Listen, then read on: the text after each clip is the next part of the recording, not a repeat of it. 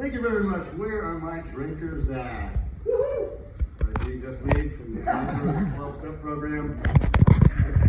We've got 420 coming up next week. Where are my 420 family at? Woo! All right. Who's got a vape pen in their pocket right now? Oh, who has an edible out in the parking lot? All right. Where are my cokeheads at? You're in the bathroom, huh? That's all right. You can keep bumps in your seat. I don't care. So long ago, I did have a 4-year coke addiction that I beat. You don't have to clap for my 4 decisions. But I like to make fun of coke now. So let's do some coke jokes. What do you call a cocaine dealer that delivers really fast? Instagram. I'm not saying that me and my friends did a lot of that back in the day, but every Tuesday we get together. You know what game we play? Whose line is it anyway? It's a game where everyone wins or loses. Yeah, I used to have a bad drug problem. Mosquitoes would bite me and then fly directly to rehab.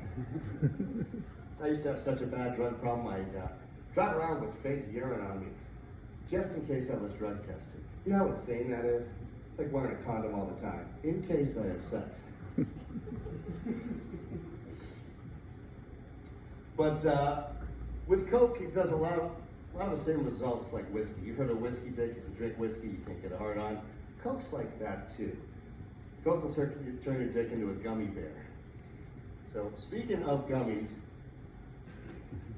the whole world has gone gummy. When I was a kid growing up, you had one choice: gummy bears, and that was it, just the candy.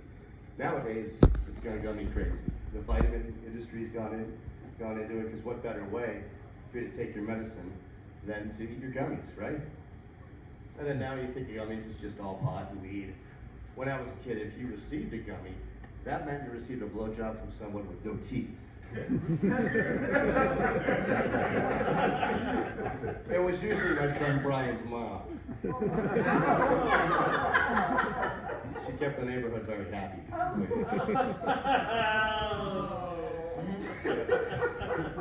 It's been a while since I've performed oral sex on a woman, and I do miss it so, very much so.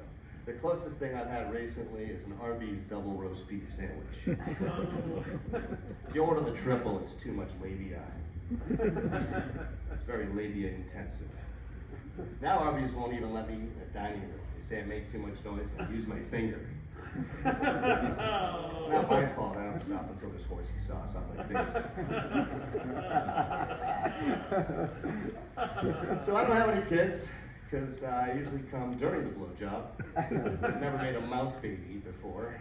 Can you imagine giving birth from your mouth, you know? Push, push. And then if she gets nauseous, you puke around the baby. But yeah, I don't have any kids because I never really wanted them.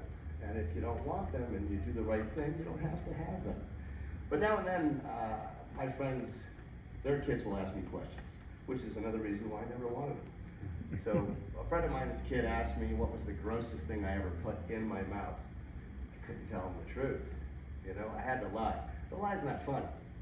But the truth, well, we'll leave it up to you. The grossest thing I ever put in my mouth is actually a tie between a prostitute and a McRib. Sadly, though, I've had several on many occasions.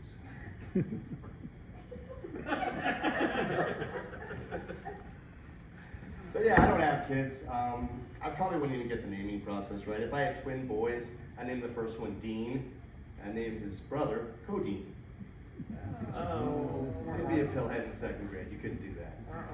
So let me just do some one-liners here, some random ones that don't fit in the act, but I just want to give them a shot anyway, see how they work, and I want your input as well.